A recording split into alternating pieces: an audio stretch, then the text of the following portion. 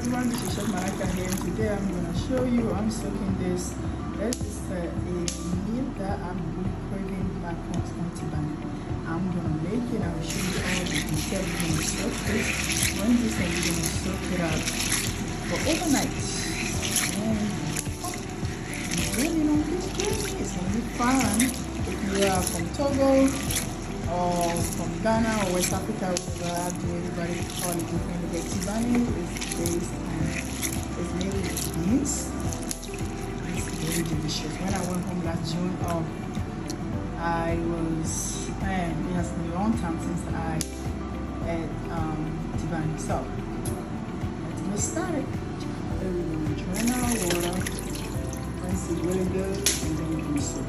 Okay, you want to soak it out pretty good. The water is all, the beans nourish, and then you do this for overnight.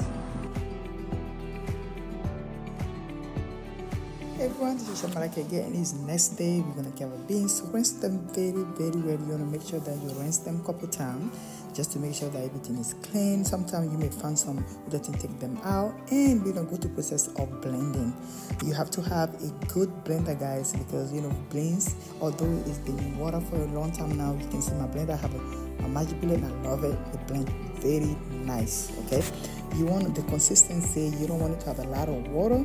As you will see me right now pausing and take the paste out. It had to be pasty. See that? I kind of make it slow down for you so you can see where it's going. And you blend it until you blend everything. Okay, now you see now. Now we're gonna put the magic on. This is actually it's called potassium, which is like a bicarbonate. That's like the natural one, potassium. So I'm gonna add potassium to some of that, and I'm gonna blend it up again.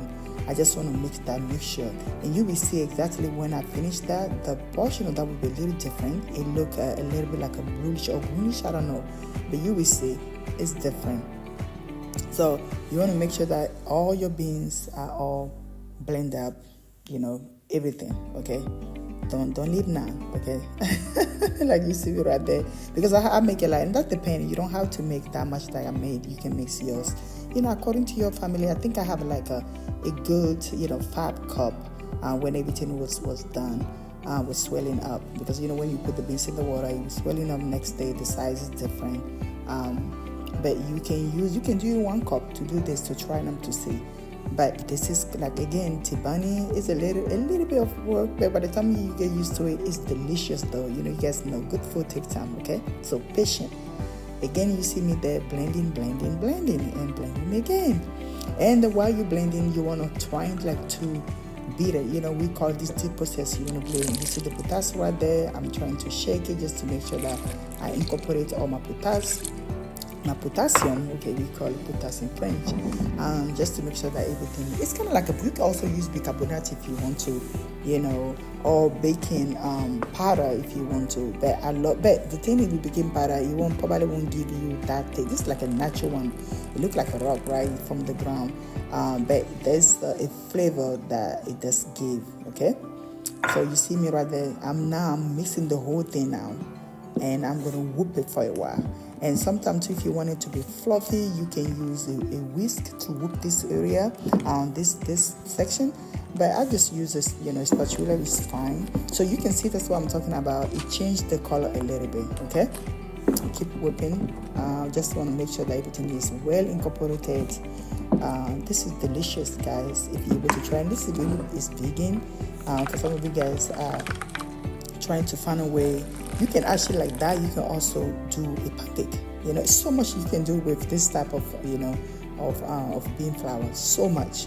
You can also right there start it just like you making a normal pancake. But today we are not doing that. If you want, comment below if you want me to make a beans pancake. Okay, let me know and I will do that for you. But today we're making Tsibani. And you see me, I'm mixing it again just to make sure that everything is well incorporated, because that's very important. When the potassium is not well incorporated, it directly affects your Tsibani, which is actually is a what you could call like a steam beignet. basically, because in Togo we use beans to make what we call beignet. I know like some places like in Louisiana they also call beignet, just like because the same French colony. We also can use beans to make beignet or regular flour to make beignet. But this one right here, instead of, sometimes we do where we call gaou or beignet, we fry them in oil. But this one right here, you require to steam. As you see me right there, I'm putting my steam pot ready together. Make sure you have the water that is well incorporated, because you don't give just a little water, because we're gonna let it boil for a while, steam for a while. So make sure that you have enough of water into your pot, okay?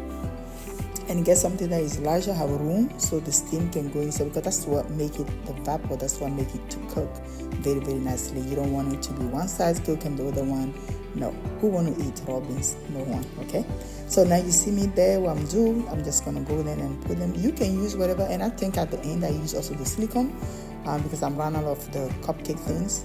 You can use the silicone, whatever feel you like, whatever is your mold. You are free to use whatever mold you have on your hand. That's what I have right now, and that's what I'm using. Like back home, actually we use leaf or banana leaf to do them. And if you have banana leaf, you can also use banana leaf, which is great actually, more even beneficial to the body.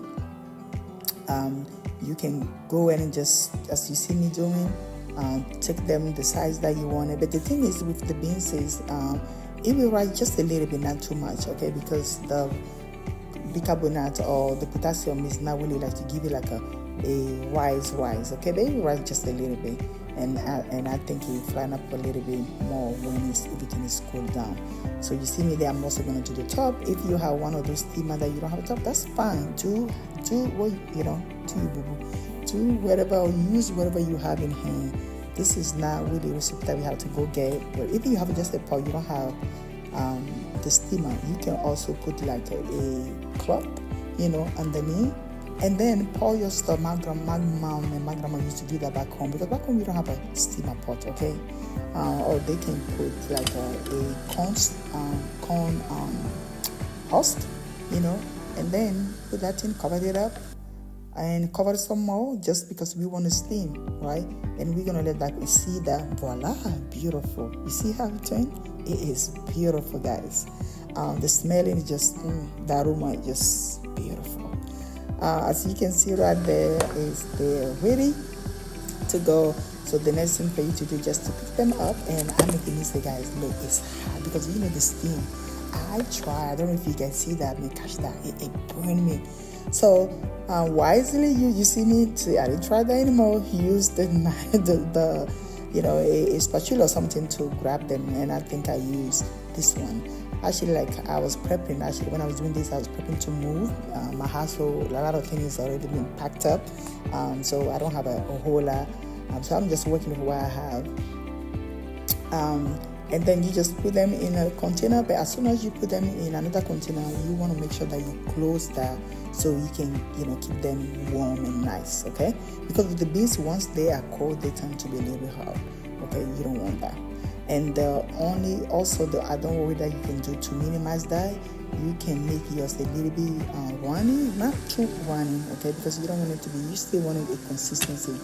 And I'm just going to do that until I finish all the remaining, of the, how do you call it, of